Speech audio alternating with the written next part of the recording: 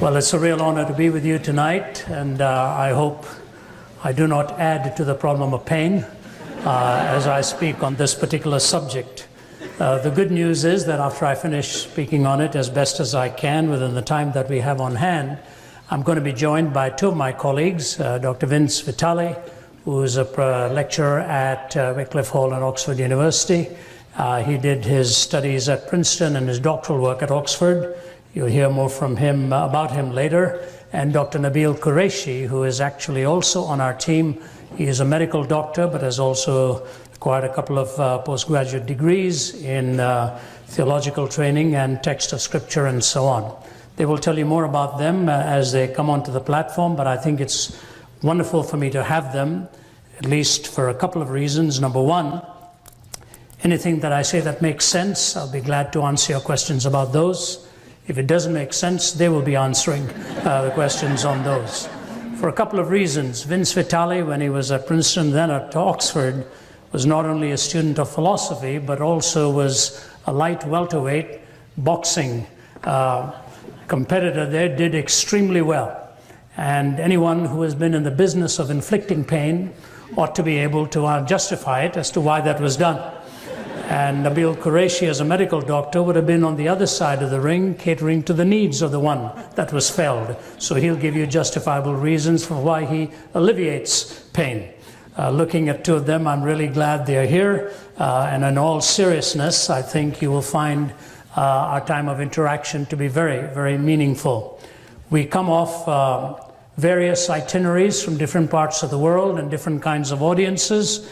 And everyone knows that this is possibly the most daunting question that challenges any theistic framework, but also any naturalistic framework, because both worldviews have to explain, in the former case, how the doctrine that they hold to in terms of the existence of an all-powerful and an all-loving God can allow the kind of evil and suffering that we experience in the world.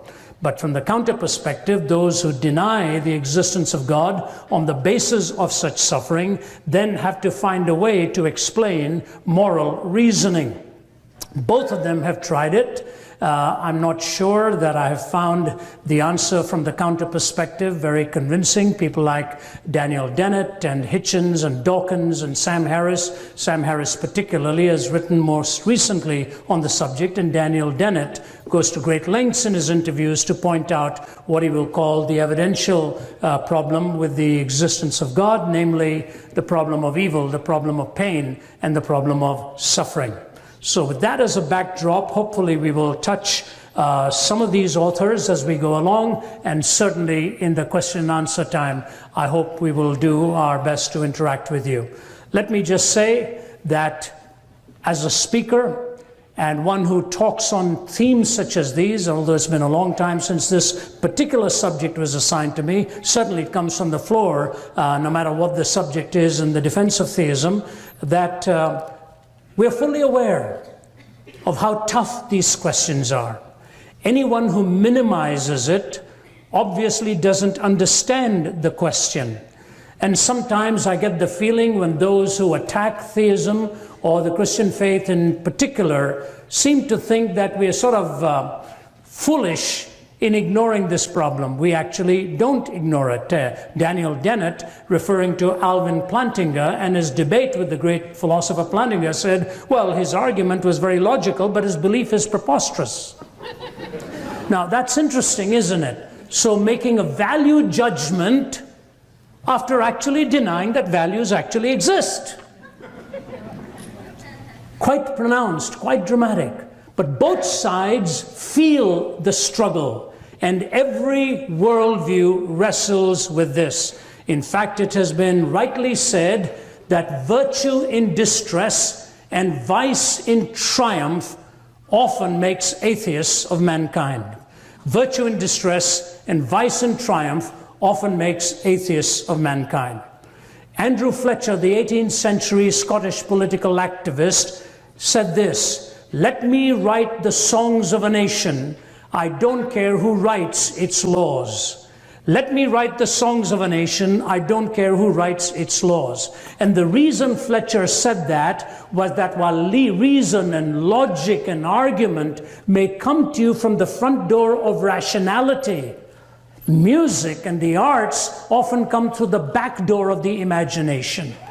And that's why sometimes my work at Cambridge University was in really the Romantic poets. And when I see how poetry and music and the arts so often raise the question in very thorny ways, they sometimes even hint at the answer that oftentimes those who are given to pure reasoning do not even move in that direction. The famed music group Moody Blues said this: "Why do we never get an answer when we're knocking at the door with 1,000 million questions about hate and death and war?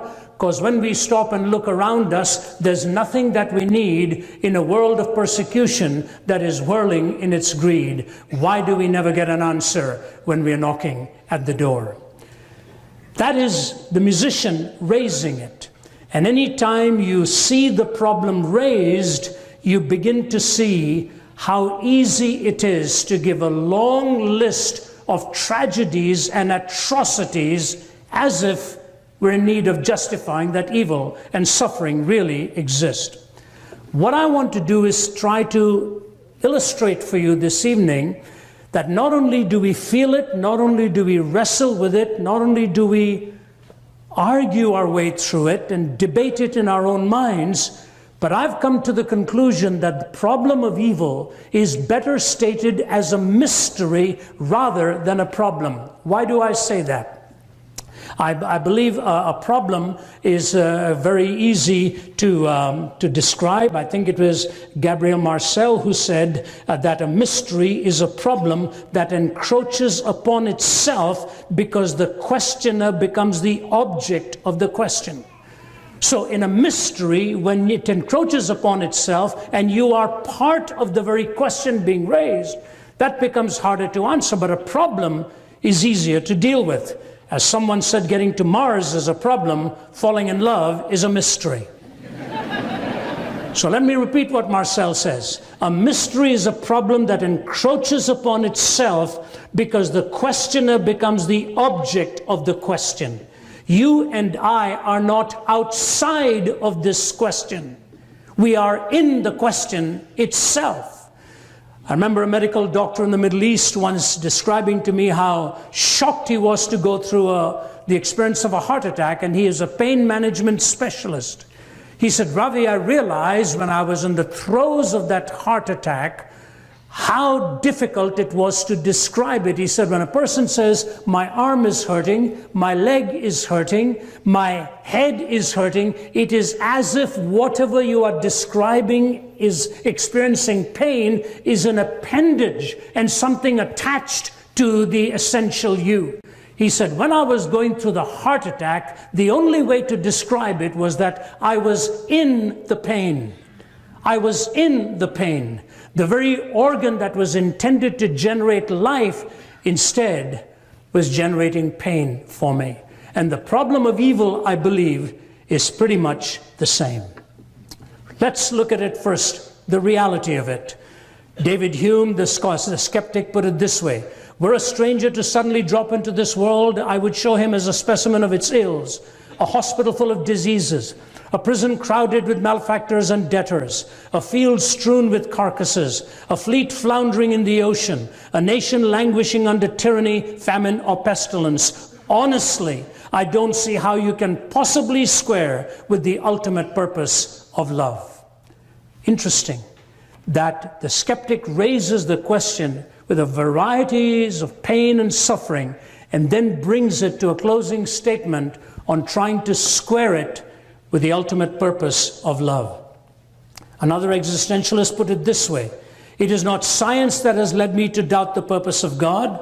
It is the state of this world. It is this pitiless, unending struggle for existence among the nations. It is the collapse of our idealisms before the brute facts of force and chaos. That there is a radical twist in the very constitution of the universe which will always defeat man's hopes, make havoc of his dreams, and bring his pathetic optimism crashing in disaster. purpose, look at the world, and that settles it for me. Now notice the first one in raising the question interjects the possibility, or the impossibility of squaring it with the purpose of love. The existentialist says, how can there really be any purpose in life if all that we see around us in this pitiless, unending struggle for existence? So it's not science that was knocking him off any belief. It was just the fact that there was such despair and meaninglessness in the world that he saw around him. But second is the universality of the problem. Gautama Buddha, in moving away from being born a Hindu and in search of answers, looking at suffering and looking at old age, looking at death, looking at these sights as he was raised in a palace, left the palatial precincts and the comfort of it, ironically, on the very night that his first child, his son, was born. He left the palace, went away in search of answers to the problem of suffering. And by the way, the word he uses is the word dukkha, which is much more than the idea of pain or discomfort. Dukkha can best be described as an anguish that is so overwhelming to you, almost in the essential nature of who you are. So it's not mere philosophy. It's a struggle within that soulishness that is you, which is what Buddha was talking about. So he gave up his upbringing in Hinduism, renounced some of the teachings of the Vedas and the whole idea of the caste system, and he went in search of enlightenment, and then came up with his eightfold path and the Four Noble Truths, the first one of which was all life is suffering. And his conclusion was, if you cease to desire, if you stop wanting, you will eliminate any suffering whatsoever. So Buddha went along that path, which tells you there's a universality to it. Now, I was raised in India. My ancestors were Orthodox Hindu priests from the deep south. And I find it very fascinating that India, which is so intensely religious, is also a country that has lived with a lot of suffering and a lot of deprivation. The songs that they sing, the music that's so often present in their movies will oftentimes talk of the pain and suffering. And yet, with that pain and suffering is that intense sense of religiosity. And yet, if you move through Europe and the West and come into the United States and so on, with all of the prosperity and all of the comforts, we are gradually becoming more atheistic all the time. Fascinating difference where cultures in the midst of pain have sought answers for the spirit. Those in the midst of greater comforts are walking away from belief in God. Is it because we're more intelligent than them? Better qualified, more degrees? Understand reality better than the great philosophers that have come from the East and continue to look at this as a struggle for the soul? So first is the reality, second is the universality, third is the complexity of the problem. You've got the metaphysical aspect of it. What is the source of it, which is what we wrestle with most here. Then there's the physical aspect of it, natural disasters. There's the moral aspect of it. How can an all-powerful and an all-loving God allow this? So metaphysically, physically, and morally, we struggle to find answers. But here it is. As we look at this, I want you to understand right from the beginning what has to be a framework from which we answer this question. However you answer it, there has to be a framework. And the framework is this. This is just one question that tries to define what ultimate reality is all about. But the question hinges on to many others. The moment you move in the direction of coming to a conclusion on this, for example, the staunch atheist who says there is no way to see the existence of an all-powerful, all-loving God, therefore this world is really godless, we have to find meaning and purpose in this very world. There's no way to sustain the existence of God. The question then comes for that person, how is this then inextricably not joined to the question of meaning? It ties in to the question of purpose and meaning. I'll tell you why. In saying that we experience suffering and evil, we are looking for a purpose to explain it. But then we conclude sometimes, the skeptic does, that there is no purpose to life itself. It actually creates a bigger conundrum when there is no ultimate purpose, why we need to find tiny little purposes after all, other than the justification of being purely pragmatic. C.S. Lewis put it in these words: when a ship goes on to the high seas, it has to answer 3 questions. Number 1, how to keep that ship from sinking. He said that's personal ethics. Number 2, how to keep from bumping into other ships. That is social ethics.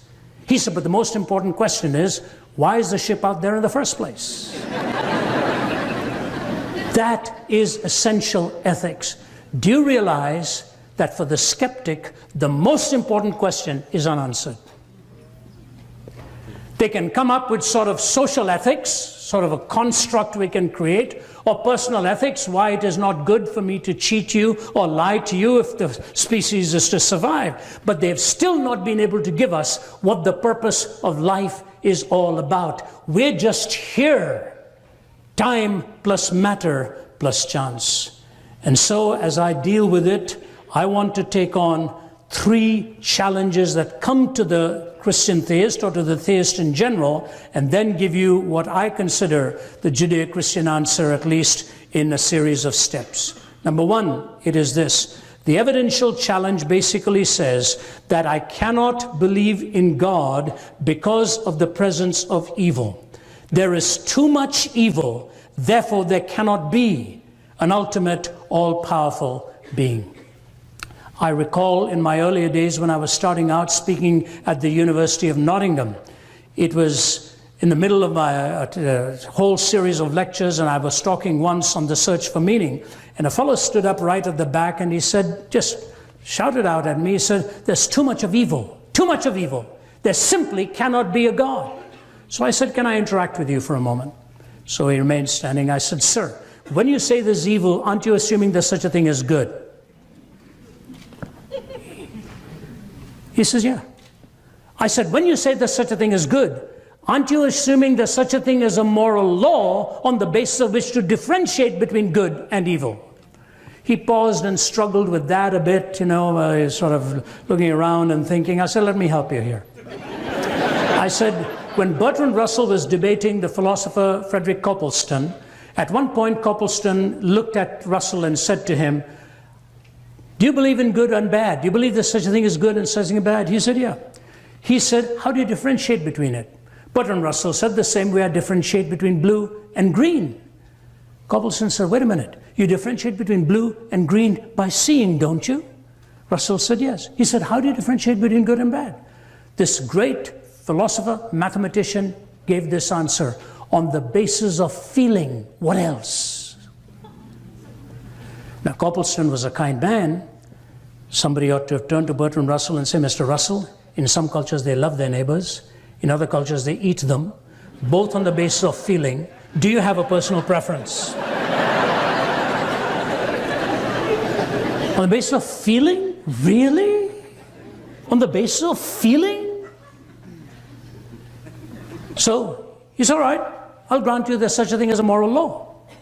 So I said, when you say there's evil, you assume there's good. When you assume there's good, you're saying there's such a thing as a moral law on the basis of which to differentiate between good and evil. He said, all right, I'll grant you that. I said, but if you grant me a moral law, you must posit a moral lawgiver, because that's whom you're trying to disprove and not prove. Because if there's no moral lawgiver, there's no moral law. If there's no moral law, there's no good. If there's no good, there's no evil. What is your question?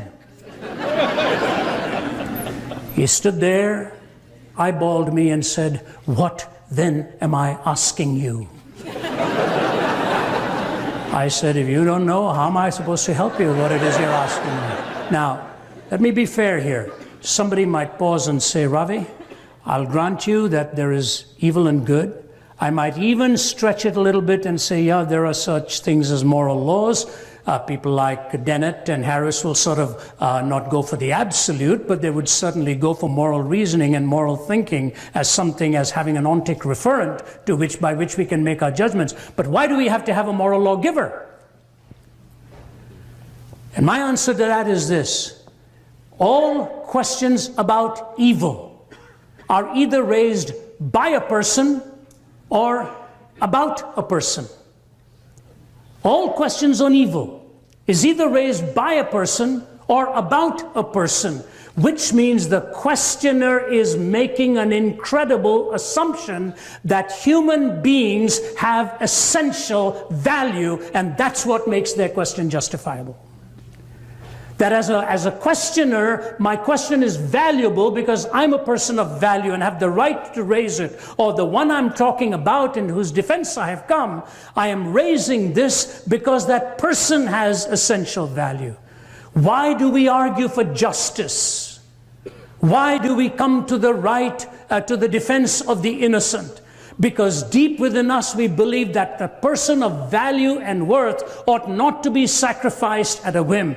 The essential value of human life is assumed in raising the question. And so the moral lawgiver has to be within the paradigm. If there is no moral lawgiver, I don't see how there is a moral law. If there is no moral law, there's no good. If there's no good, evil ultimately self-destructs. And the irony of it is, this is where some atheistic philosophers are being forced to get off. People like Dawkins and all, whom I might quote. But at the same time, the tension remains and the struggle remains. Let me position this for you with two illustrations. Vince Vitale and I are co-authoring a book, incidentally, on the problem of suffering. We're suffering through it right now, trying to work through it. And I was watching a BBC production on polar bears. Yeah, I do those things. I learned more from that than a lot of other stuff that goes on being idiotized in front of a box. So I may as well watch that. And so I was watching the BBC production on polar bears, and this polar bear wakes from its hibernation sleep, and its two young cubs are waiting to be fed, so it marches off. It's looking for food. And the ice is rather thin there, and he's making his way, but he gets to a pack of walruses, and he's eyeing for the youngest and the most baby walrus out there, and he spots one. But the bigger ones are aware that the predator is near, and so they're closing in a bit of a circle.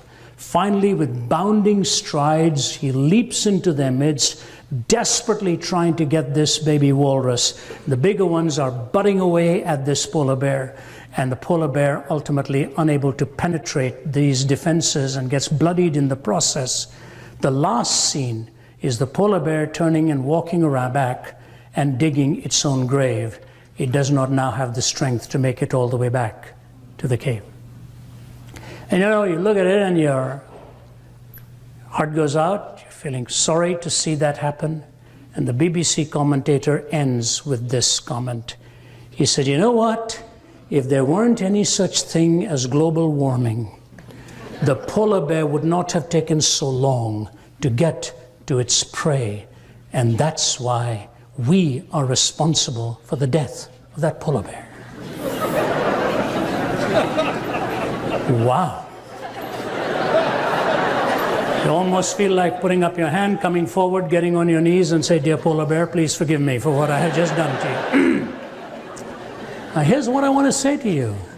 Suppose he is right. Suppose he is right. Why didn't he blame the polar bear for oversleeping?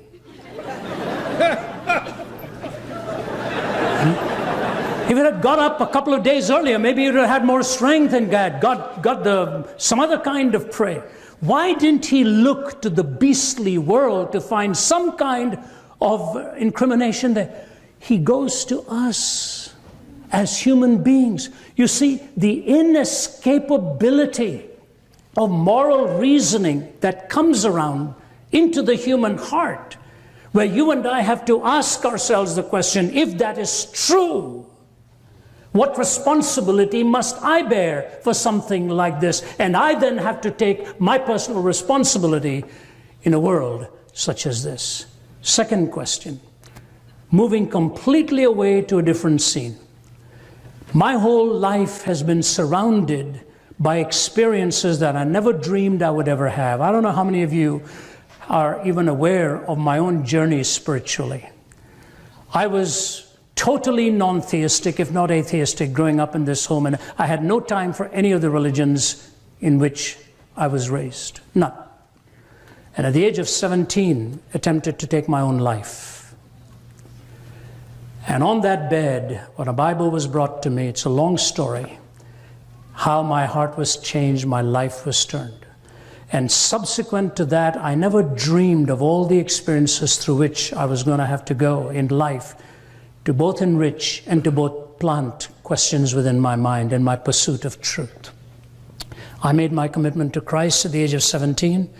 I speak to you now 50 years later. Is the most dramatic moment and the most incredible transformation that came about. If my father were here, he would tell you, of all my children, I never ever dreamed that this, my boy, would make anything out of his own life. And so traveling around, I sometimes watched things happen. When I was in my 20s, I was in Vietnam, also in Cambodia. I saw the horrors of war. I saw dreadful mangling of bodies taking place on the side of the highway. And I thought to myself, it's incredible, absolutely incredible what I'm witnessing. And in the 1980s, during the Cold War, I was in Auschwitz. If none of you has ever been to a death camp, it would be the most sobering trip of a lifetime to go and see one. Not a concentration camp, a death camp. I'd been to concentration camp, Birkenau, Buchenwald, Dachau, and all of those. I'd never been to a death camp, but I was speaking at the universities in Poland and was taken one day to see it. When I walked through the rooms and saw what humanity had done to its fellow human being, and at that time the most educated nation in the world, inflicted by the rhetoric and the power of one man who seemed to think there was a super race and a better race that could eliminate all the weak ones in the world and make this a better world for whoever survived, the strong ones. In one room, there was 14,000 pounds of women's hair stashed behind glass. Women who were scalped before they were taken into the gas rooms, to the rooms where the poison gas was just released through those jets. And as they were stacked up like animals, collapsing onto their knees, being obliterated in Auschwitz alone at the rate of 12,000 every day. One room with children upon whom Mengele performed his experiments. Standing there, castrated little boys like that. If you looked into their eyes, you were just staring at absolute emptiness. And Mengele was doing his scientific experiments on them. As the rock musician would say, knowledge is a deadly friend when no one sets the rules. The fate of all mankind, I see, was in the hands of fools.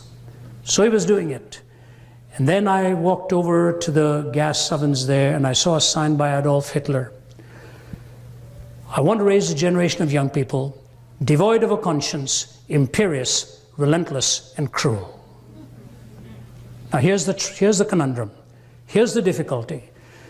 People like Dennett and Harris and all can pontificate on these ideas, how we can arrive at values. This is the whole search of Harris in his book, The Moral Landscape, that we have to solve this issue of value.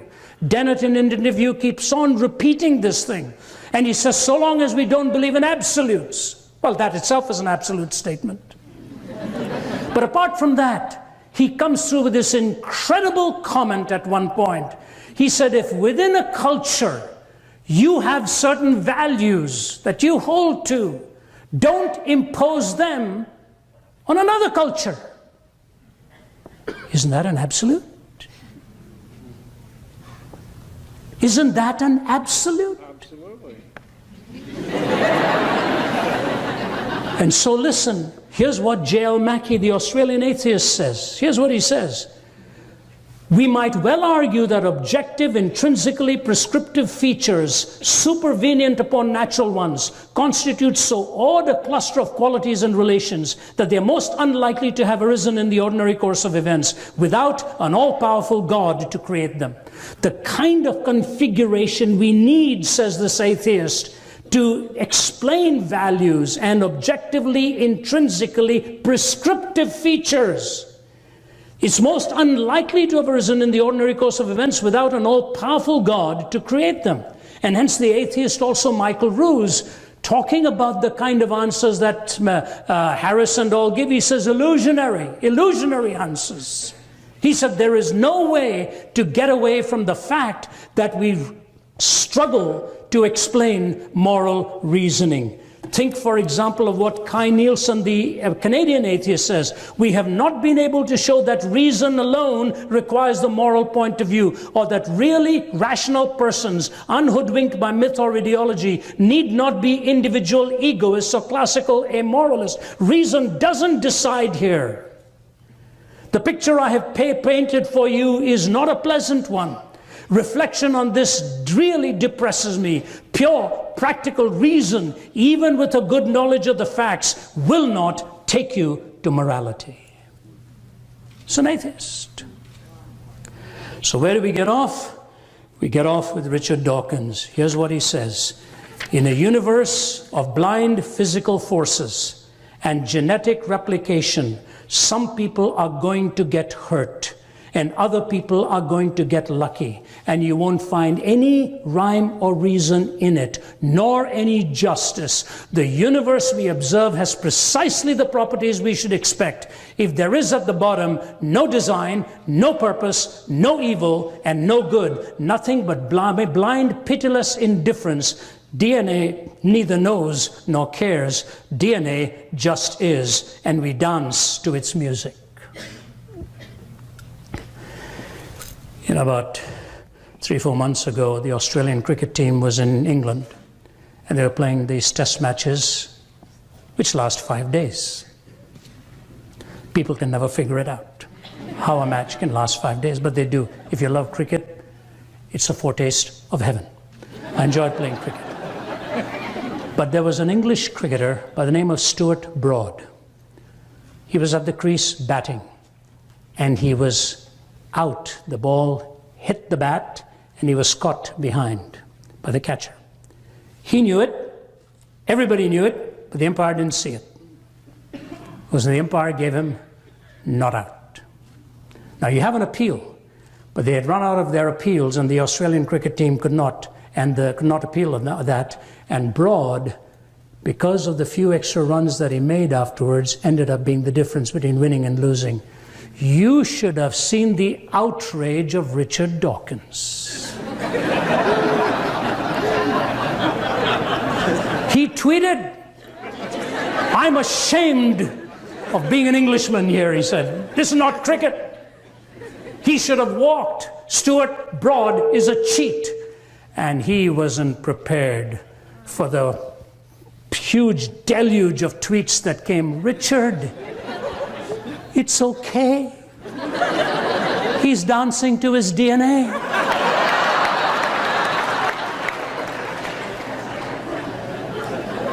Fascinating. You can dance to your DNA, but not when the other person is dancing to his, and you are the victim. I say to you what G.K. Chesterton said, all denunciation implies a moral doctrine of some kind. And the modern skeptic doubts not only the institution he denounces, but the doctrine by which he denounces it. So he writes one book complaining that imperial oppression insults the purity of women. Then he writes another book, a novel, in which he insults it himself. As a politician, he cries out that war is a waste of life. Then as a philosopher, that life itself is a waste of time. A Russian pessimist will denounce a policeman for killing a peasant, then prove by the highest philosophical principles that the peasant ought to have killed himself. A man denounces marriage as a lie, then denounces aristocratic profligates for treating it as a lie. The man of this school goes first to a political meeting where he complains that savages are treated as if they were beasts. Then he takes his hat and umbrella and goes on to a scientific meeting where he proves that they practically are beasts. In short, the modern revolutionist, being an infinite skeptic, is forever engaged in undermining his own minds. In his book on politics, he attacks men for trampling on morality. In his book on ethics, he attacks morality for trampling on men. Therefore, the modern man in revolt becomes practically useless for all purposes of revolt. By rebelling against everything, he's lost his right to rebel against anything. An infinite skeptic. So when you talk about the evidential problem, you have to end up where Dawkins says, there's no such thing really as evil. I asked a student at Oxford University after I gave a talk there some years ago, and he said, I don't believe in absolutes. And he was surrounded by a lot of students with him, and I said, can I ask you a question? If I take a 1-year-old baby on this platform, and take a sharp butcher knife, and I carved up that baby and chopped that baby up into pieces for my pure pleasure, do you think I would have done anything morally wrong? He paused, drew some design with his toe on the carpet, and then he looks at me and said, Mrs. Zacharias, I wouldn't like what you did, but I couldn't honestly say that what you did was morally wrong. And the same sound by the students standing there. Can you live existentially with that philosophy that there is no such thing as moral evil? Second attack, we can find biological reasons, sociological reasons by which we can arrive at this. I bring two counter responses to that. Number one, if it's only physical, if it's only biological, how do we ever explain supererogatory acts as acts of nobility? How do we ever explain supererogatory acts? What is a supererogatory act? Some years ago, Daniel Goleman in his book Emotional Intelligence told about Gary and Mary Jean Chauncey on that Amtrak train that went down in the South into the swirling waters, in which one compartment after another fell into those waters and several people were killed. My good friend R.C. Sproul was actually on that train. His was the last compartment there that literally was dangling at the end. It did not fall into the swirling waters. He told us about that story. But Gary and Mary Jean Chauncey had a wheelchair-ridden little girl, 11 years old. And as they saw her struggling and wanted to know how they could make her escape at the same time, young Andrea with cerebral palsy, tied up in this wheelchair. Neither Gary nor Mary Jean would leave by leaving their girl in that situation. They tried to hoist up that wheelchair, and as the rescuers were swimming in the swirling waters there, trying to get closer and closer, they held her as long as they could, and with one last heave, thrust her into the arms of the rescuers, while both of them lost their lives in the process. That's a supererogatory act against the natural instinct, because the fact of the matter is that little girl could not support herself. The weaker was protected by the stronger, whose life was sacrificed. You see the same thing in Molokai, in Hawaii, where I visited, and saw what Father Joseph Damien did in the rescue of people with leprosy. It's a beautiful island, but plagued by leprosy for many, many years, and Damien came from Belgium, took care of them. When Damien himself contracted leprosy and died, the Belgian government asked for his body to be flown back, and the people in Molokai said, please don't take his body away. We want him to be buried here. He loved us. He took care of us. And the stories are amazing of what Damien did for them. And finally, the Belgian government said, he's one of our heroes. We want him back here. So then they wrote and said, would you do us a favor? Can we cut off his right arm and keep the hand that touched us, that embraced us? And today in Molokai, Damien's right arm is buried as a memorial to the love and the grace that he showed to people who were deemed untouchable. A supererogatory act. But then there comes a second question. If bioscience and all leads us into ethics, the kind that Dennett and all talk about, here's my question for you. I've been to the Middle East many times. I've been on peace missions with religious leadership to talk to both sides of it. Sometimes I would hear answers and just crush my spirit and wondered if there was any hope. And when one of those, I shall leave the man unnamed, he was one of the leading part of a violent group out there, founded one of those terrorist groups. And I asked him a question. I can't really tell you what question I asked because it was a private conversation. But the answer that he gave was chilling, absolutely chilling.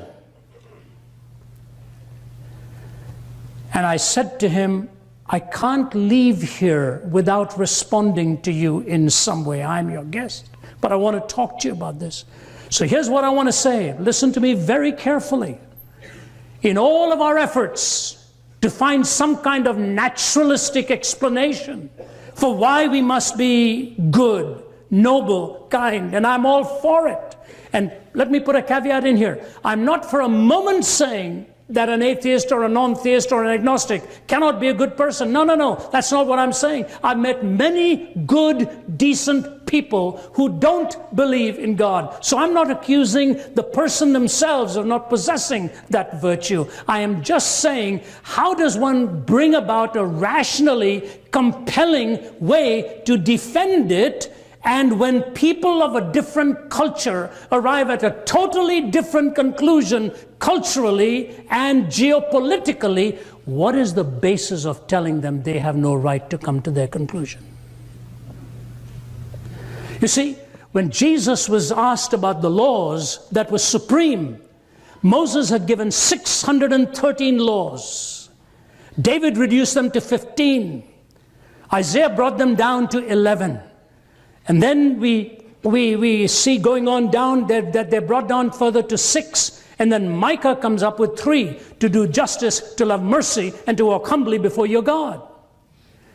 When Jesus was asked, what is the greatest commandment? I find it fascinating he didn't answer with 1. He could have done it. He said, you shall love the Lord your God with all your heart and all your mind and all your soul and all your strength, and your neighbor as yourself. He said, on these 2 laws hang all of the prophets and all of the other laws. You see, because of the first, the second follows. Without the first, the second is with its feet firmly planted in midair. That I am obligated to love my neighbor even with their disagreements of my worldview. I have no right to violate the sacredness of your life, your marriage, your property, and that which you treasure. Neither have you the right to violate the sacredness of my life and my home, my marriage, and my property. I think Jesus is spot on here. To love the Lord your God with all your heart and all your soul and all your mind and all your strength, and to love your neighbor as yourself. On these 2 hang all of the laws and the prophets. And so when we talk about somehow neurologically or biochemically coming out, we are ignoring a vast horde of humanity. I was sitting with 2 young guys from a completely different worldview in Jerusalem. And I have to tell you, we get into these places and they've been very good to me, even if they get rather loud. We'll talk. I've lectured at many, many campuses of a different worldview. And this guy looked at me and he said, let me tell you something. We will first take care of Saturday, then we will take care of Sunday. And I knew exactly what he was saying. That was his law. That was his commitment. And do I come to him and say, you know, biochemically, I don't think you're responding with any sense of nobility here?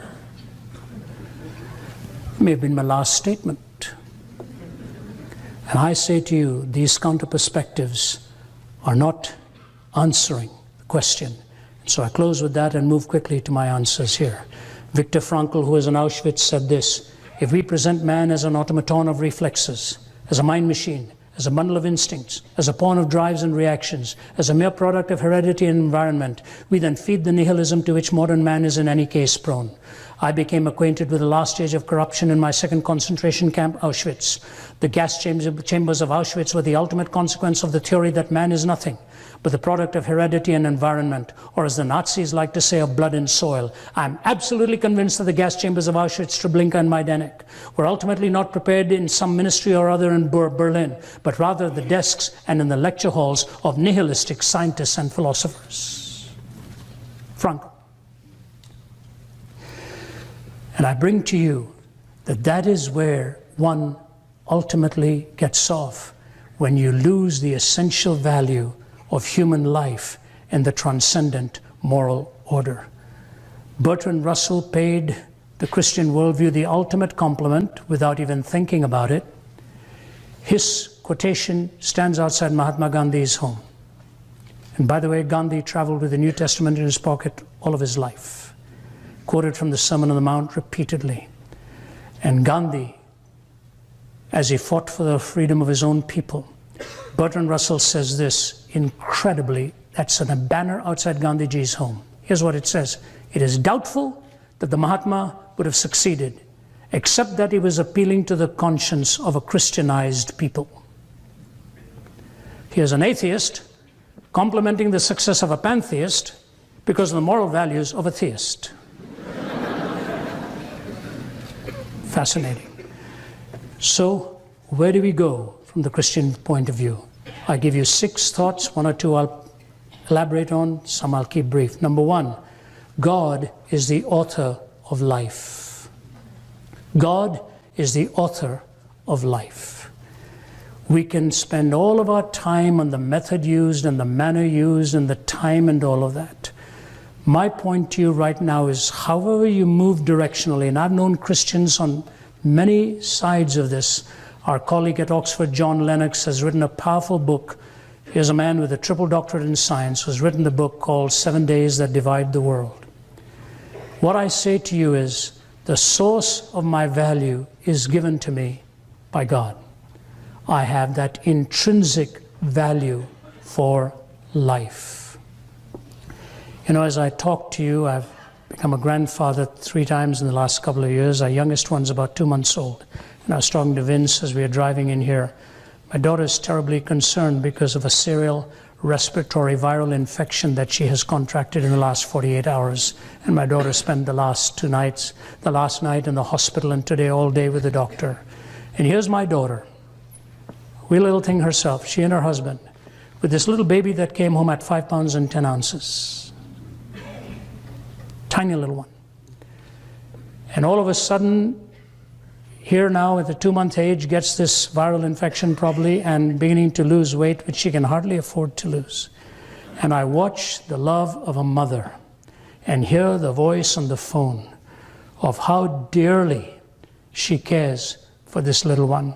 Dad, please pray for me. Please pray with me. This is very hard for me to watch my little one going through this. Every life has intrinsic value and worth. And it behooves us to reach out to the weakest and the littlest ones among us. There is that mystery of life. There is an author. If there is an author, there is a script and there is a story. That's the second thing I give to you, that there is a storyline. And once you understand the storyline, it explains the contingencies. I remember when I was first unaware of the story of the Phantom of the Opera. And I'd be driving around and listening to that music, and I'd say, why on earth is this guy screaming? It's not music. You know, go, go, what music is this? Yeah, I know operas, you can grovel and all of that, I know that, but this was really not musical. You watch the play, and it's some of the most magnificent music that Andrew Lloyd Webber has put together. Both the screams and the beautiful tones are understandable in the light of the story. Once you get the script, once you understand the story, you begin to understand what it is that God brings together here. Now I want you to follow me. Time's running out, so I have to give this to you as briefly as I can. Where there is freedom, there is a possibility of love. Where there is love, there's a possibility of pain. Where there is pain, there's a possibility of a Savior. Where there is a Savior, there's a possibility of redemption. Where there is redemption, there is a possibility of restoration. Freedom makes love possible. Love makes pain possible. Pain makes the Savior possible. And the Savior brings redemption, and the redemption brings restoration. I have seen this again and again and again demonstrated in life. My colleague Matt, who travels with me, will tell you. Just a few months ago, May of this year, I was in Manila in the Philippines, and unknown to me, a very prominent person in the country stood up at the end of my talk and walked up to the microphone, standing about 6'3" or so, handsome-looking guy, and his tears running down his face. He said, "You're talking about meaning, purpose." He said, "I don't have it." He said, "I'm living with three things: pain, shame, and guilt." Pain, shame, and guilt. How can you help me? I didn't even know he was an actor, but I said to him, "You know, you're a made-for-the-movies kind of guy." And I said, "You talk about meaninglessness." When we were driving back that night, I saw his face all over the billboards everywhere. He told me his story. He was a playboy in private, living a totally debauched life, and a drug addict to the core. Well-known film actor. If I named him, anybody here who comes from the Philippines will know exactly who I'm talking about. I probably don't even name him. He was living this duplicitous, horrid life, videoed himself in all of his exploits. Somebody broke into his apartment, took all of those videos, put it on YouTube. He was branded the most hated man in the Philippines. So he comes to me, opens up, bows his head, and gives his life to Christ. He says, "I have a request to ask you." He said, "Ravi, please, can I travel with you as much as possible over the next several months? I just want to learn." So he's been covering all of the globe with us. Came to Indonesia, came to Singapore, came to Los Angeles a couple of weeks ago, and Malaysia, India, so on. A week ago, he writes to me. I could read his letter to you. I wept when I read it, and I sent it to my colleagues in the team. He said, "I want to tell you, when I came back to the Philippines, I wasn't expecting to see the terrible devastation." He said, "I've taken my valuables and I have auctioned them off. I'm raising money, and we've raised quite a bit. I'm personally going to fly out to help the suffering and the wounded and try to bring some meaning and help and hope into their lives." A few months ago, he was plundering people. Now, he writes a letter, and I say to myself, my goodness, what a story, what a script. The story is this. What is it? Number 3, that life is sacred. Life is sacred. And may I say this to you, the problem in the Christian life and the gospel is not that we are not moral. The problem really is that we are dead. We are dead to God. And Christ didn't come into this world to make bad people good. He came to make dead people live. The grace of Christ brings you to worship. Now, I want to point out 2 things, and my next few comments will be very brief. It's this. When we talk of the purpose of life as worship and intrinsically sacred, follow me now, please. The greatest question the big 3 raised of Socrates, Plato, and Aristotle was this. How do we find unity in diversity? How do we find unity in diversity? That's why we created universities, to find unity in diversity. That's the whole meaning. That's the whole meaning. And by the way, I commend you for your motto. Do you know what precedes what your motto is? If you abide in my word, you are my disciples. Then you shall know the truth, and the truth shall set you free. Truth's not standing again with his feet in midair. And so the whole idea of the sacred and the big three looking for unity and diversity, where do you find it? That's why we came up with the word quintessence, because they gave us four: earth, air, water, fire. Somebody said, that's not unity. We need a fifth essence that unites these four essences. That's the fifth essence. America was founded e pluribus unum, to find unity in diversity. Boy, it doesn't look like it very much right now. But here it is. How do we find unity in diversity? That question haunts all of us.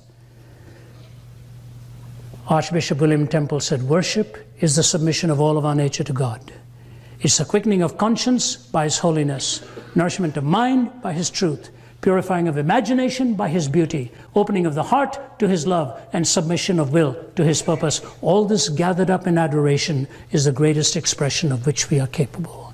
Quickening of conscience by His holiness, mind by His truth, imagination by beauty, heart to His love, will to His purpose. You will never find unity in diversity on the outside until we have found unity and diversity in diversity on the inside. You see, the reason we honor our vows is the same reason we pay our taxes.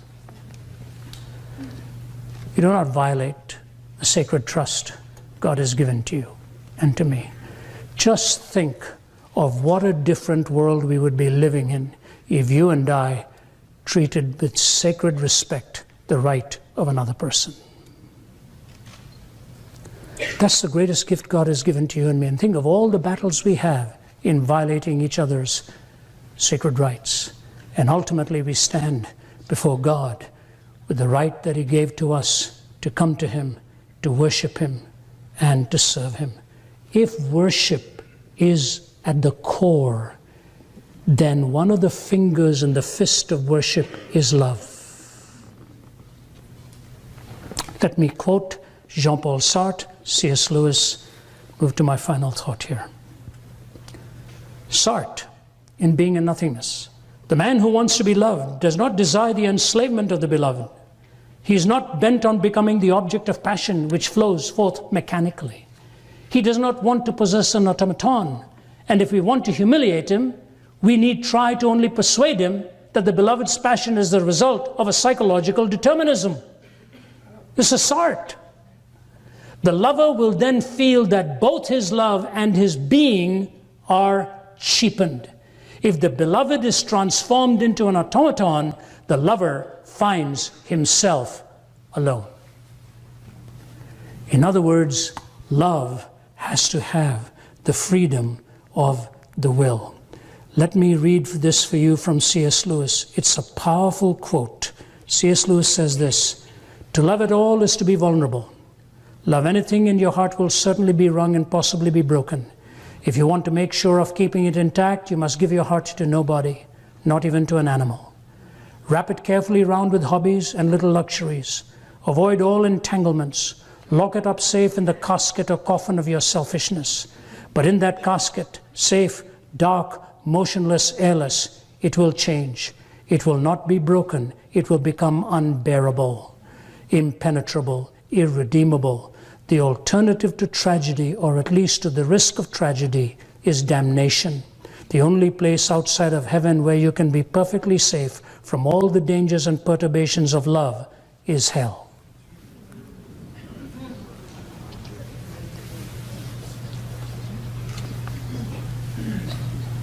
Fyodor Dostoevsky said, when he was asked to define hell, he said, I can only think of one statement: the inability to love. And so that leads me to the Christian answer: in the cross of Christ. You know, I find it amazing that those two pieces of timber you see all over the world, and as the suffering ensued, and he says, for this very purpose did I come into the world. I say to you that the answer given in the cross is, Father, forgive them, for they don't know what they're doing, and the transformation of the heart. I have just one illustration, one application to make. If you go to Baton Rouge, Louisiana, where I was some months ago, and visiting a prison, the Angola prison, 5,300 prisoners there, 85% of them on life without parole, 45 on death row. It was called the bloodiest prison in America. When a prisoner was checked in, he was given a knife to protect himself.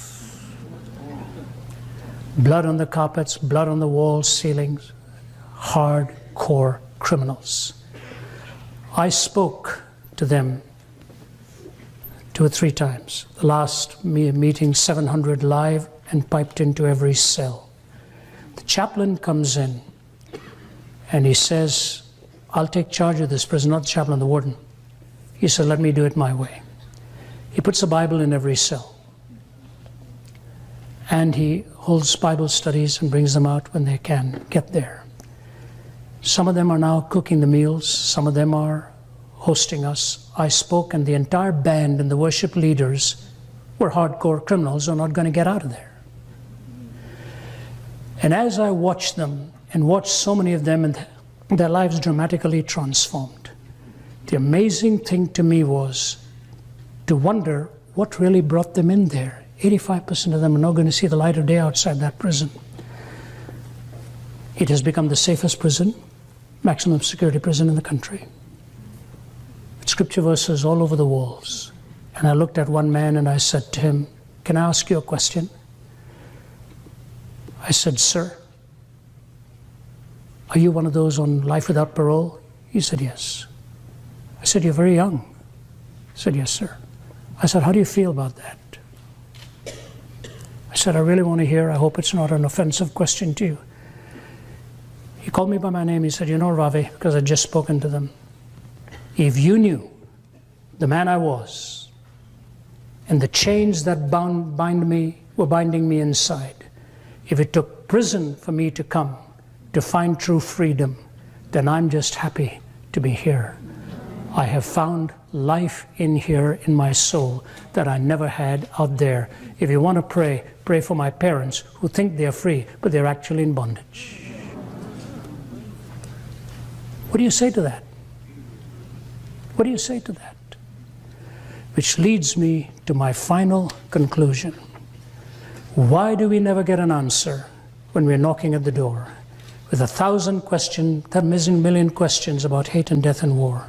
Because when we stop and look around us, there's nothing that we need in a world of persecution that is whirling in its greed. Why do we never get an answer when we knock at the door? You know how the song ends? I'm looking for a miracle in my life. I'm looking for someone to change my life.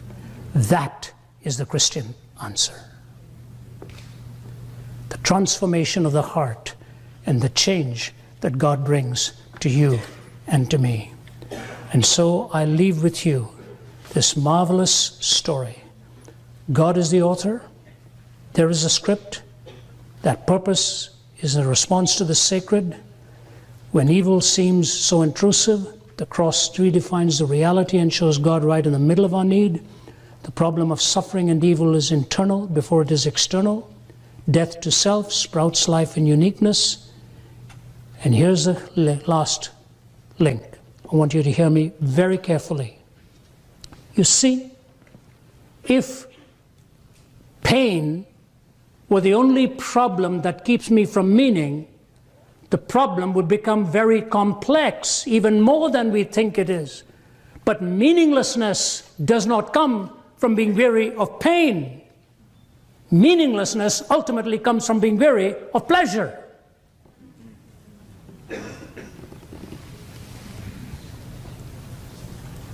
Chesterton said that. The loneliest people in the world are those who've exhausted pleasure and come away empty. I wrote a book on an imaginary conversation between Oscar Wilde and Jesus. I called it Sense and Sensuality. It's part of a series. The first one was Jesus Talks to Buddha, The Lotus and the Cross. Second one was Sense and Sensuality, Jesus Talks to Wilde. The third one was The Lamb and the Fury, Jesus Talks to Hitler. There were half a dozen others. Oscar Wilde, lying in bed in Paris. I visited that hotel. Died in his 40s. He turns to his lover, Robbie Ross, and he says this, listen, Robbie, did you ever love any one of those young boys for their own sake? Wow. A hedonist on his deathbed wanting a definition of love. Did you ever love one of them for their own sake? He said, no, I didn't, Oscar. He said, neither did I. Bring me a priest. And in his poem, The Ballad of Reading Gaol, he said, only the blood of Christ now is able to cleanse the stain in this heart of mine. Interesting that a hedonist, for the verse to be put on his grave in Paris in a massive phoenix, the verse that he chose was the verse from the book of Job on suffering. He had exhausted pleasure and found no meaning. So the problem is not just pain. The problem is pleasure, which means sacredness is at the core, and worship is the ultimate glue that puts life back together. That's our mission. That's what we talk about. And I want you to know, if you sincerely search that, I think you'll find why it is that the worldview comes together with the mystery and ultimately the script that God gives to you and me. You've been a very patient audience, and I want to thank you very much for being here.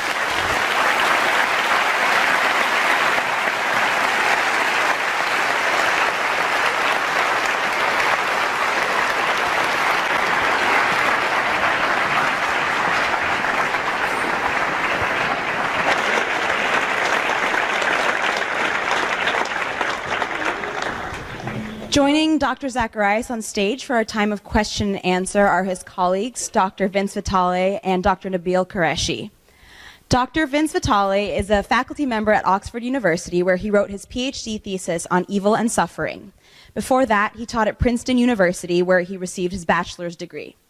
Dr. Vitale is a member of Ravi Zacharias' international ministries and is passionate about the intersection of faith and athletics. Dr. Nabil Qureshi has lectured at universities all across America.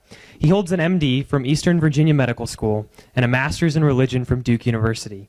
Dr. Qureshi comes from a Muslim background and is especially interested in the early history of Islam as it relates to the foundations of Christianity. And leading us in this time of question and answer will be Matt Daum, a junior mechanical engineering student here at Hopkins.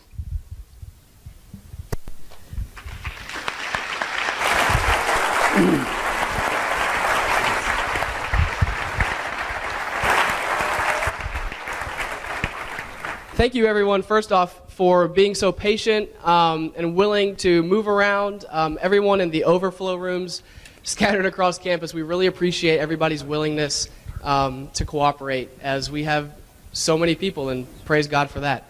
We're going to get into a time of Q&A, and so right now I would like to ask the people who fall under the category of students and faculty, and if your name does not associate with student or faculty, hold on tight.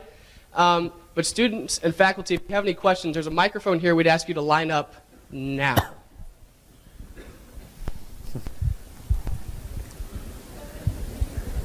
Did Dr. Zacharias actually answer all your questions?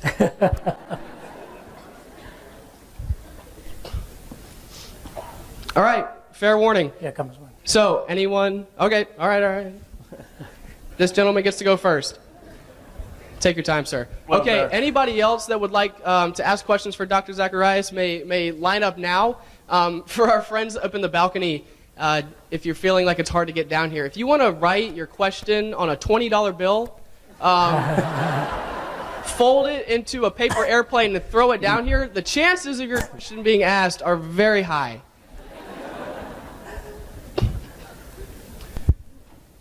One more announcement.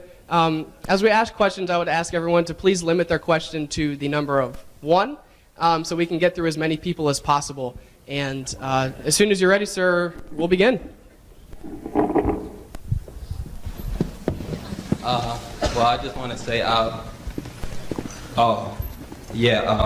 just want to say that I really appreciate everything, Dr. Zacharias, and in fact, our ministry, but especially Dr. Zacharias, I very much appreciate and follow your ministry. So thank God for you in every way. And I guess my question is not so much inquisitive, but more for practical application to my own life, and being ministers and ambassadors of the gospel of Christ, and being apologists as well, and covering so many like a broad spectrum of topics.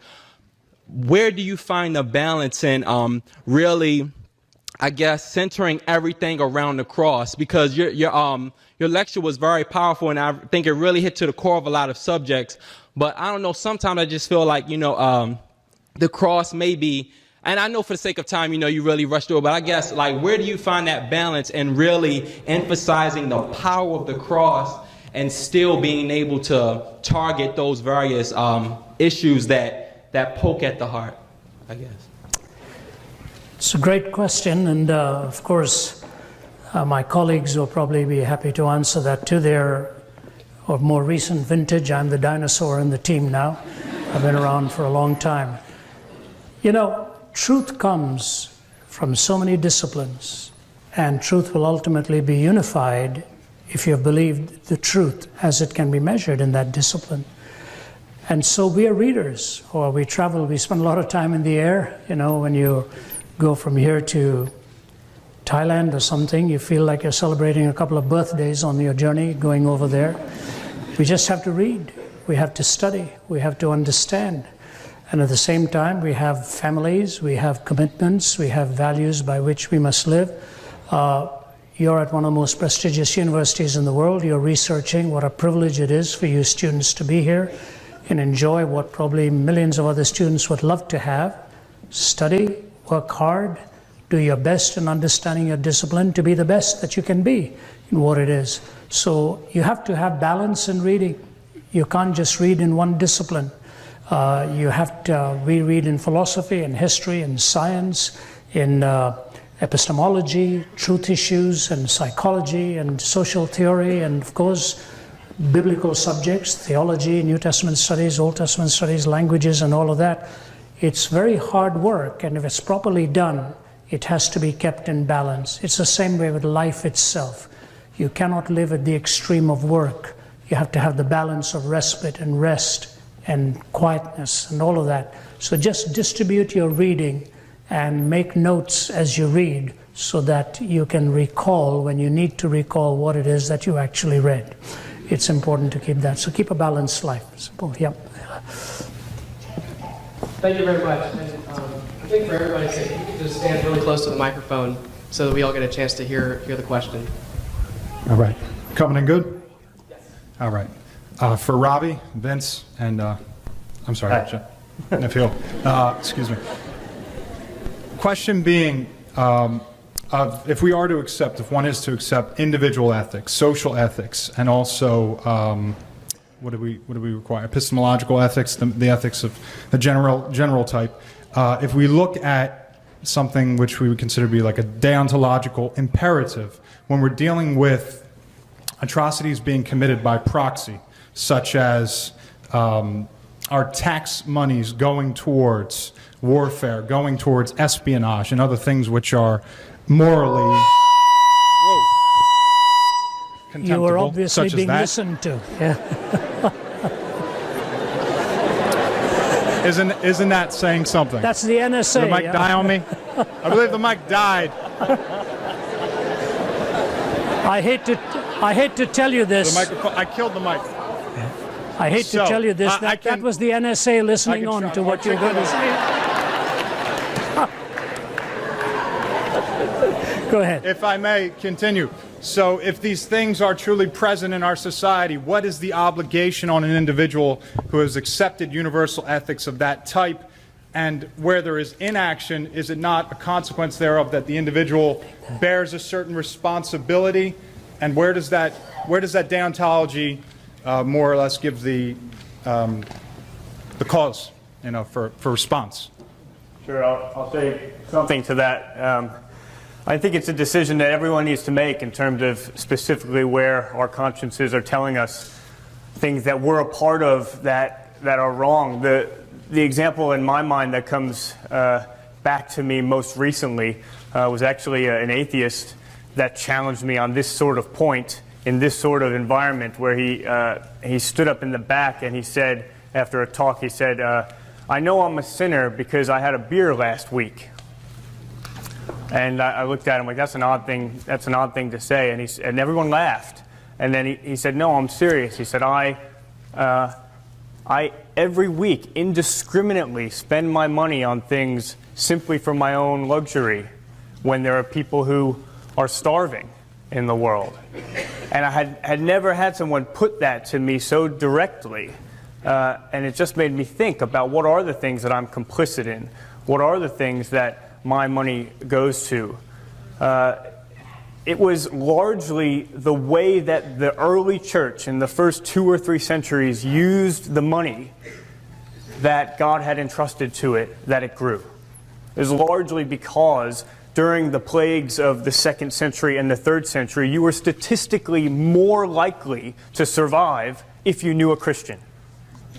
And that's one of the major reasons that the church grew initially. So I think your point is well taken, and I think it's precisely when the church is really being the church, really being what God has called it to be, by saying, how do we use what we have been entrusted with, and how do we take responsibility for what we're complicit in, that we actually love our neighbors in such a way that people will want to join that community. So continue to think about those things, but hopefully that's a starting point. Thank you. You wanted to say something, Nabil? No.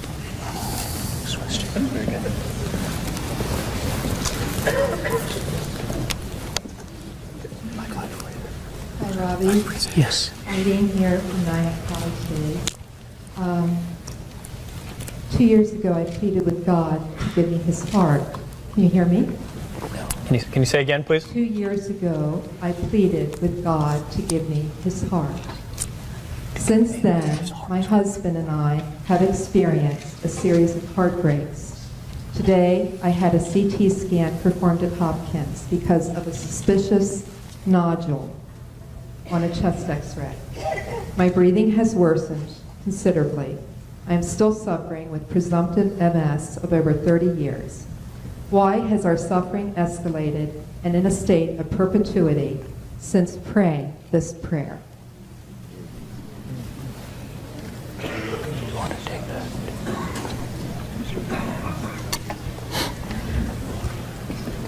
Wow.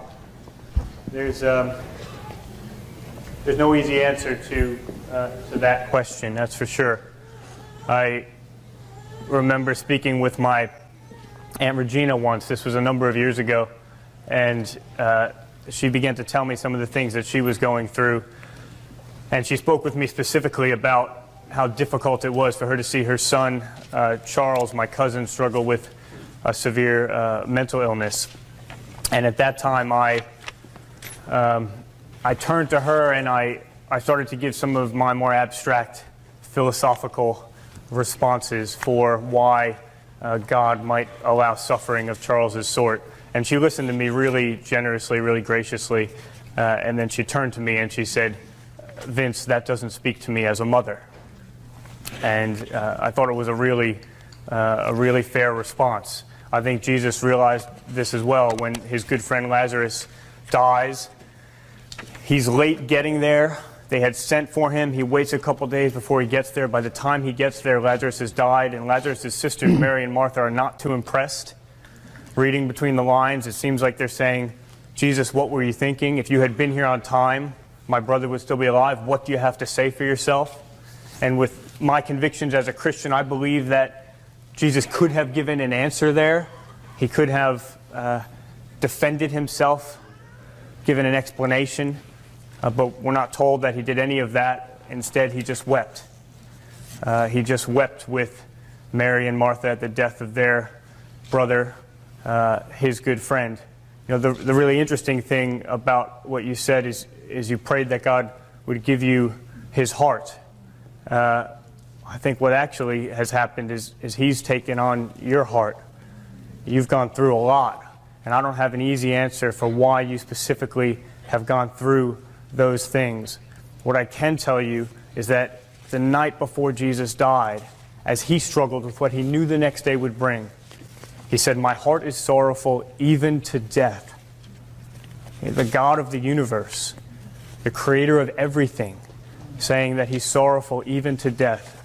Whatever each one of us has experienced, whether it's deep depression, whether it's thoughts about suicide, Jesus has been there. There's no depth of agony and helplessness that we can go through in this life that he doesn't understand. So I don't have any simple answers about why specifically, but sometimes it's really difficult for, as Ravi was saying, us to understand God's ways when we see such a small slice of the script or of the story. I'm thinking of the book of Job in the Old Testament. At the beginning of that book, there's a man named Job, and he loses everything. And it says he was an upright man. He was seeking after God's heart, and he loses everything. He loses family. He loses his wealth. He loses his animals. At the end of the book, it says that God gave back to him a double portion of everything that he had lost. He's given back twice as many animals. He's given back twice as much wealth. The interesting thing is he's only given back the same number of children. He loses 10 children at the end. He doesn't get 20 children at the beginning. He doesn't get 20 children at the end. He only gets 10 back.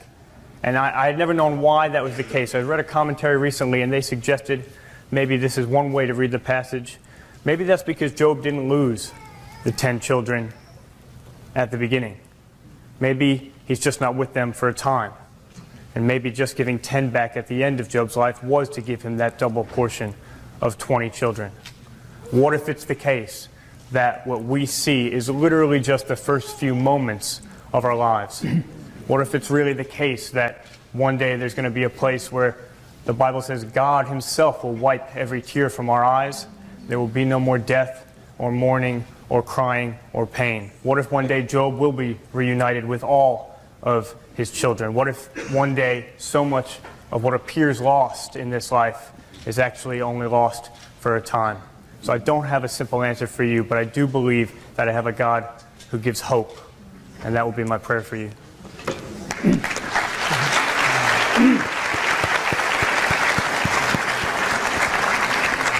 Ma'am, I wanted to add to that. I never really thought about the 20 children from Job. That's very interesting. I think if he did get 20 children, that might have been more punishment than not. So fair that point, could be one answer. I haven't studied philosophy quite the way Vince has, and so that's why I was hoping he would go first.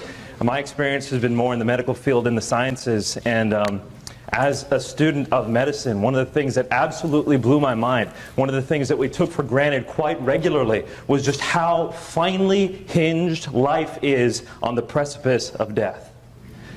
It's just, we so take it for granted that we wake up every morning. What say do we have in waking up in the morning?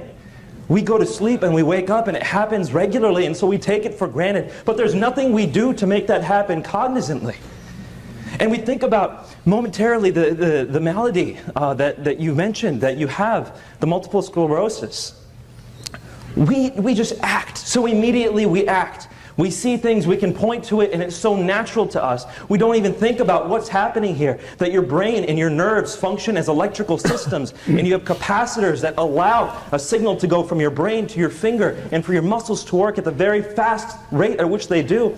And those capacitors, if they stop working, these myelin sheaths, you get multiple sclerosis. Just one small part, a very complex system, can cause such devastating effects. And as painful as it is, I think one thing that you have probably learned is just how beautiful it is and how much people take it for granted when this amazingly complex system works the way it ought to. Something we take for granted every single day. And I know when I pray, early on when I began to pray as a Christian, you know, I was a Muslim formerly, and part of my prayer was the 5 daily prayers. It was very scripted. Everything was scripted. The only thing I got to choose in my 5 daily prayers was which portion of the Quran to recite. So when I began to learn how to pray as a Christian, these improvisational prayers, I said, what am I supposed to pray? And I'd look at my hands as I'm praying. I'm saying I got 10 things to pray about right here. Every single thing. And what if I didn't have these? I mean, my whole life would be absolutely different. And so you have learned that message, unlike many of the rest of us will ever be able to learn it. But the other thing that I learned in the process of transitioning from Islam to Christianity, the other thing that I learned was that God, according to Islam, we don't learn this. God did not stand apart from your suffering. He didn't watch you suffer and say, I want to see what she ultimately does. I want to see what way she finds for herself. God takes a look at our suffering and says, I cannot remain aloof from that suffering. I will enter into it. You know, Jesus could have come as a prince in a human sense. He could have come with power. He could have come at any time in human history. He chose to come at a very specific time when people had invented how to execute people the most painful way ever devised. The most humiliating way ever devised. God said, that type of suffering, which goes beyond all other suffering, that's what I will choose to take on for myself. He entered into it. And why did He do that? Out of love for you. He didn't watch you suffer and stand aloof. He took that suffering upon Himself so that He could show us what true love was all about. And you are learning this in a way none of the rest of us will. And so I praise the Lord for who He is, and I praise the Lord for who you are. You were designed before the creation of the world. This is also a Christian truth. You were designed before the creation of the world with every single aspect of you in mind. You are not incidental. You are not random. You are not an accident. You are a loved creation of God. And that is absolutely amazing. So if I can encourage you with anything, it's who He is and who He's made you to be.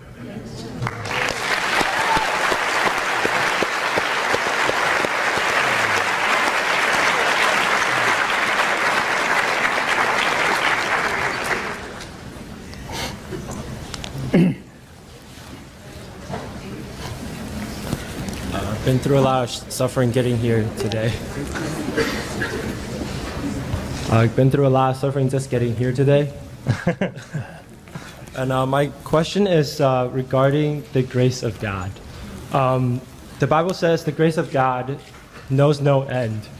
My question is it possible for God to have a plan to redeem the condemned, those who have passed away and have not accepted Him? Because the Bible says the grace of God goes so far. Is it possible to have a place where He just doesn't look anymore? Hell is an absence of God, right? But God is omnipresent. So does that kind of contradict itself? Is it possible? And is it possible for God to have a plan to redeem these people that hasn't just been revealed yet, knowing how deep His grace is? There is nothing in the Bible that intimates the chance after death. There's a passage in Peter to which people sometimes refer, and one particular sect believes that. What I have found is that wherever I have gone, I am amazed at how God has been able to reach people in places that I never even thought His voice would have been heard or the gospel would ever have been preached. I don't know if you've ever read the story of Sammy Morris from Africa. It's called The March of Faith. How he came out of that tiny little village and somehow was a stowaway on a ship, arrived in New York, and went looking for somebody who could open up life for him. And when Samuel Merritt gave him the gospel, he said, that's the one I've been looking for. That's the name I never had, but that's the Savior I have always wanted. And in fact, Taylor University, where he went and attended, has the chapel named after Samuel Morris. I think you and I need to bear in mind that God, who is omniscient and omnipotent, has a way of reaching people way beyond what you and I may actually imagine. Let me give you my own personal illustration. I had never cracked open a Bible on my own in my life. And when I lay on a hospital bed there, the last thing I really expected was a Bible to be brought to me. And yet this individual comes in to my hospital room, gives me that Bible. I couldn't hold it because my body was totally dehydrated with the poison that I'd taken and all the moisture that I'd thrown out of my system. I couldn't hold it, so he gives it to my mother. My mother, reading in the King James language, didn't do very well, but she was reading through it in John chapter 14. And I had to ask myself, how did this happen? That I, as a total destitute, am lying in a hospital bed and this man comes in with a Bible to give me the scriptures to read. This man ended up, he's an Indian man, ended up living in California, and he passed away in February of this year. And I spoke to him a few weeks before he died. I phoned him, he was living in a lot of pain. And he said this to me on the phone. I quoted it at Princeton that night, and I didn't know his daughter was listening in on the phone. And she asked if she could put it as one of his eulogies on the website because he just passed away the week before. He said, Ravi, I sometimes wonder if I came into this world just in order to be able to come and bring this Bible to you in the situation in which you were. You know, I started crying on the phone, and I said to him, I said, you know, Fred, God had a lot more for you in life than just that. He found it totally fulfilling that whatever prompting he had in his heart to bring the scriptures to a desperate young man at 17 and give him the verse from John chapter 14 where Jesus said, because I live, you also shall live. God has amazing ways of reaching people in places that you and I would never ever dream about. Let me give you one more illustration of this and I'll be seated, and after that. My brother-in-law, Sundar Krishnan, came from an Orthodox Brahmin Hindu family. We grew up together. I've always said I thought for a lot of time that he liked me, found out he liked my sister. He's my brother-in-law now. He was a nuclear physicist for the Atomic Energy of Canada, gave that up. In the peak of his career as a chief safety expert, went into Christian ministry. His father and mother, quite orthodox in their beliefs, and they would talk to them, I would talk to them, they would sit listening. And the father was a very, very sophisticated thinker and a very moral man. He never said much. He would read C.S. Lewis, he would take me into a side room and ask me some questions. Sometimes he didn't want to do it openly. At the age of 85, he died. It was on Thanksgiving weekend, Canadian Thanksgiving. And he was lying in bed there, and my sister told me, we walked into the hospital with my children and all of the relatives, and he's lying there in bed, and he said, I want to say something to all of you. You know the kind of life I've led. You know the manner of truth I have pursued. You know who I am. I've done my best never to cheat anybody, never to defraud anybody. But he said, I'm dying now, and I know my end is near. So I want to answer the question I have pursued all my life. What is the way to God? And my sister said, Rav, we were standing around the bed there, and I wondered what he was going to say. With our grandkids and all of his friends standing. He said, I have come to the conclusion, lying on my hospital bed here, all alone and seeking for answers, that the answer is in Jesus Christ. He said, that's my Savior, that's my Lord, and I leave him with all of you before I depart. Nobody talking to him in that hospital room. Nobody sharing anything with him. So you know what the Bible says, shall not the judge of all the earth do that which is right? You can be absolutely confident that God will do what is right, what is pure, what is loving, and what is just. Nabil said this, and I think it was Jürgen Moltmann who quoted Elie Wiesel. Standing in concentration camp, Elie Wiesel saw a young man struggling as he was being hanged, struggling for life. And he said, I kept asking, where are you, God? Where are you? And he said, out of nowhere, the voice came into my mind, and I can't figure out why. The voice came saying, hanging there on the gallows, where else? This Christ, who gave himself for you and for me, will go to the trouble of revealing himself to all the ends of the earth. And the Bible makes that very clear, even in the book of Romans. Worry about what you know, and what you must share to the other part of the world. God will do that which is right as He's given us the opportunity.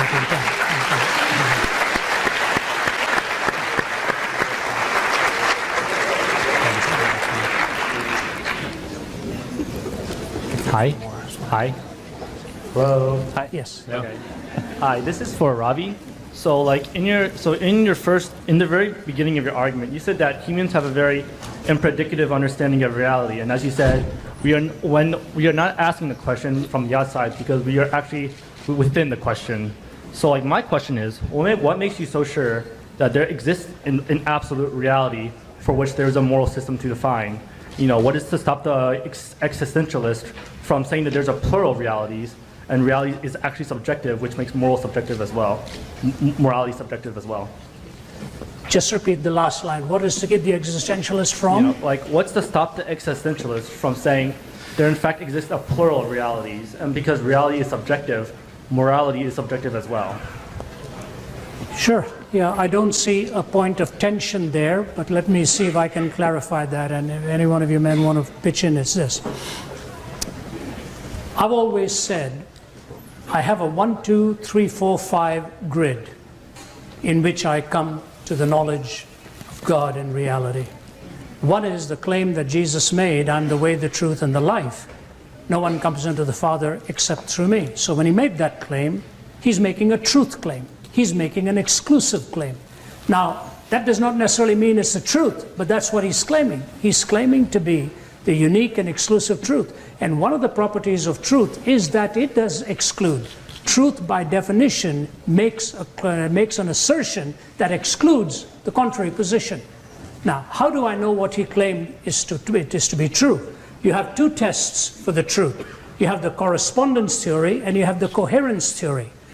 Correspondence means particular claims, when tested against reality, correspond to reality as it actually is.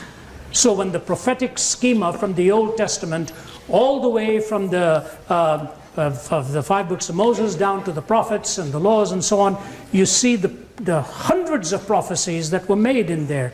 Did they correspond to reality?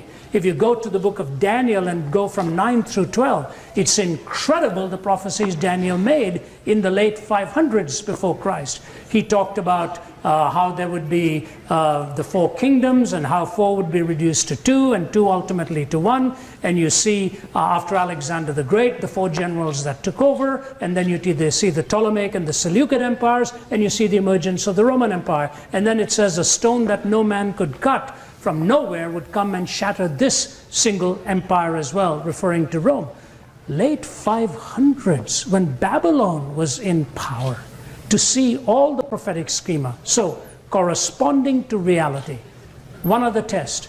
If Jesus wanted to fake who he was, here's a very simple thing he would have said. This worked away in my mind as a brand new Christian, because I know how we think coming from the East. Jesus could have said, I will demonstrate to you who I am, so that after you have crucified me, in 3 days I will rise from the dead. You know, he could have made it a very safe prophecy by saying, I will spiritually rise from the dead. How do you falsify that? If he were just going to spiritually rise, there's nothing you could bring, not even the body, to falsify it, because the protagonist would have said, yeah, he never said he'll bodily rise again. He just said he'll spiritually rise again. So in presenting his body, you've not proved him wrong at all. That's the kind of claim he would have made. But instead he said he would physically rise from the dead, bodily rise from the dead. Even after that, that's what prompted Thomas, who went to India with its 330 million deities, and came to India to proclaim Jesus and paid with his own life. He said, unless I see, feel, and touch, I'm not going to believe. And when the risen Christ came to him, and he reached out and touched his hand and bowed and worshipped, the Greek words say, ho kuriosmu, ho theosmu, my Lord and my God. And Jesus said to him, you know, you've seen and believed, blessed are those not having seen, believe. Correspondence theory. And then coherence. The questions that we ask and the confluence of answers given have to cohere. So it's not just a case of multiple choices. The correspondence theory and the coherent theories have to come together. So if you talk about the existentialist, of course, there's a wide array of them, all the way from Nietzsche to Sartre to Heidegger to Camus and so on, wide variety of existentialist thought. But they themselves, Sartre on his deathbed says, I find my existential view of the way I've defined it incoherent and unlivable. I've footnoted that in my book, The Real Face of Atheism. So you've got one question, two tests, correspondence, coherence. How do you narrow the tests? Logical consistency, empirical adequacy, experiential relevance. 1, 2, 3. 4 questions. Origin, meaning, morality, and destiny. Origin, meaning, morality, and destiny. 5 subjects. God, reality, knowledge, ethics, anthropology.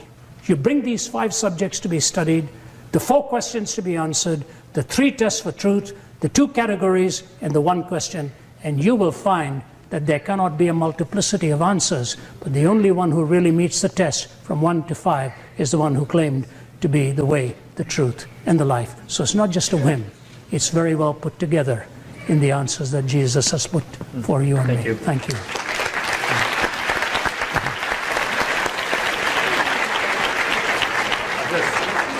I'll just follow up on that briefly by just sharing a bit of my own story, because this was one of the big things for me. I showed up as a freshman in college at Princeton, and I wasn't a Christian, and I didn't think there could be objective evidence for something like faith. There was just this assumption on my part that faith was blind. Someone challenged me to read the Bible for the first time. I accepted that challenge, and as I started to read through it, I would cross things out and I would add things, and I'd actually write BS in the margins when I disagreed with things. And people would sort of look over my shoulder and say, "Why do you have a BS in the margin of your Bible?" And I'd say, "Oh, that verse makes for a great Bible study." I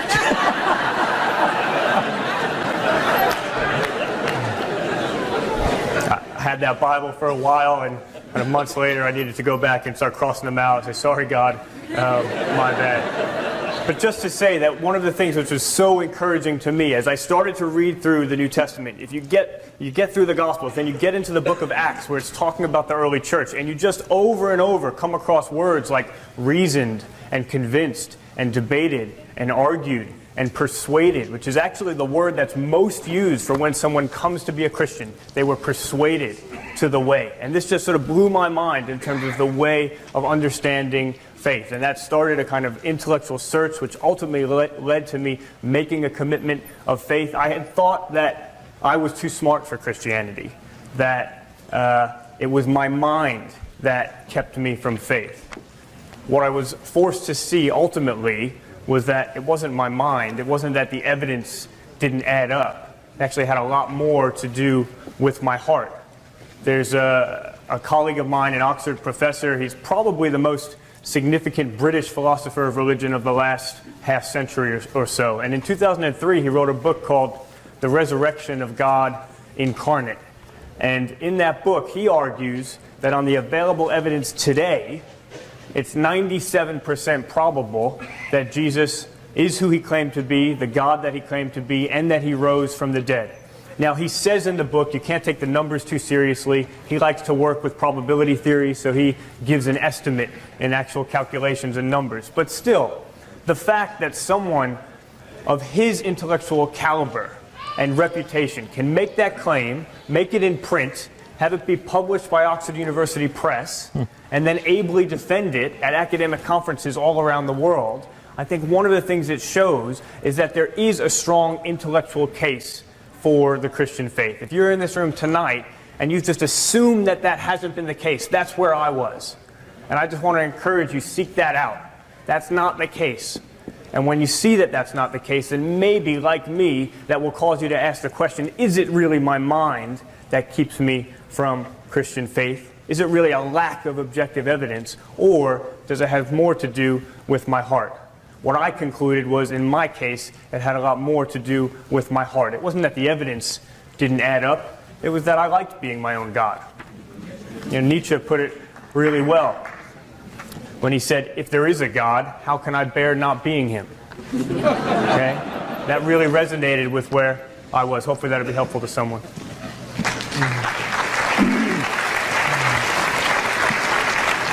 I see the MC is getting up, and I see that they're trying to close it, so this is the perfect time for me to interject.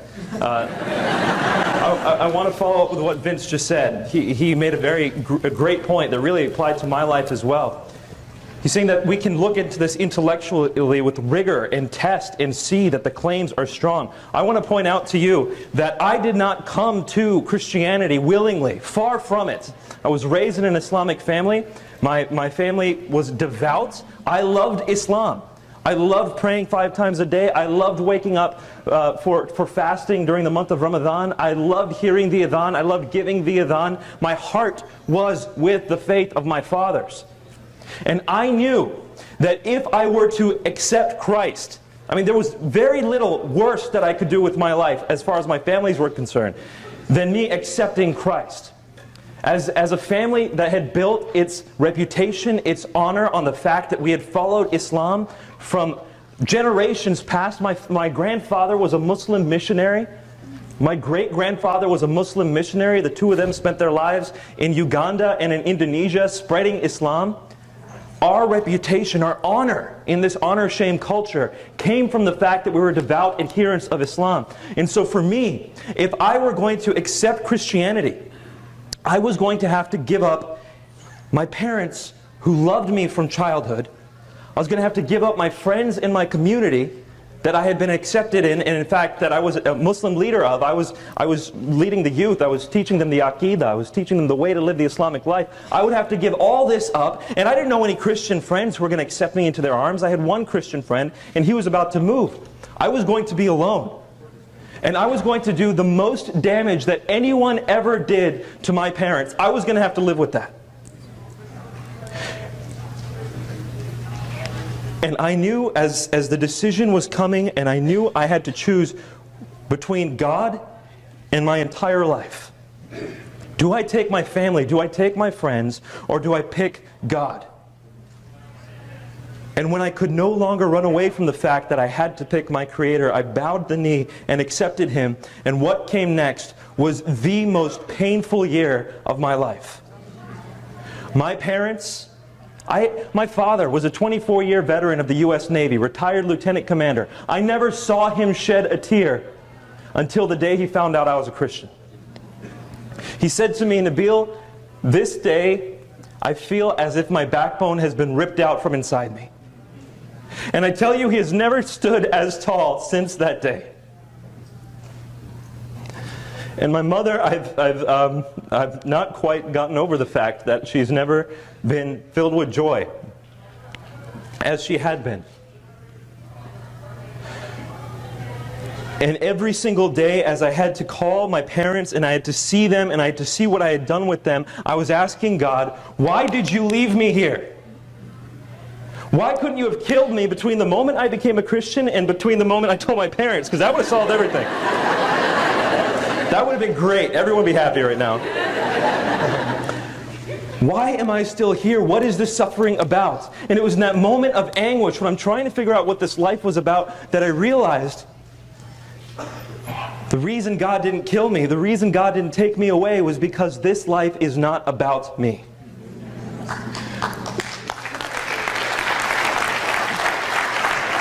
There are people around the world today, not the least in the medical school where I was attending, where they had no idea how life was meant to be lived. Every single day they sleep, they don't know why they're working, they're jaded, they're upset, they're disillusioned with the world around them. They came to learn how to help people, that's why they were learning medicine, and yet what they saw every single day in the ER was an abuse of the medical system, or someone who shot their wife, or someone who beat up on their children, and they're seeing these things and they're jaded and they don't know why they're there anymore because they don't care about people anymore. And you see other people coming into the hospital who are trying to figure out what they're doing with life. All they know to do is to work a job so they can have enough money to pay the bills, to work the job and keep going. And they have no understanding of what life is about. And I have now encountered the living God. I have drank from that draft of a well that gives peace and joy and purpose and hope. You know, when you know that you've been created for a reason, when you know that that thing you do, that passion you have, was crafted by God. then you realize that you are made with a purpose, that you were made to change this world. Every single one of you out there, I don't care how meaninglessly you think this life is being lived by you. I don't care if you think you have no purpose. You can change the world. Because God has created you in a specific way, knowing you and loving you and equipping you.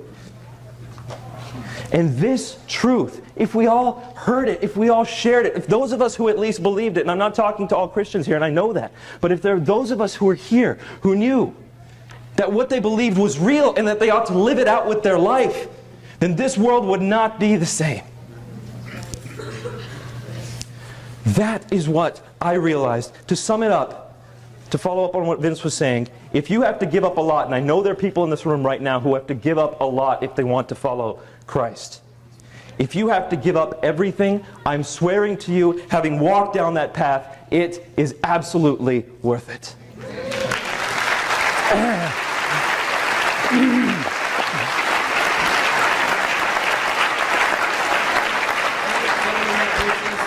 the end of our time.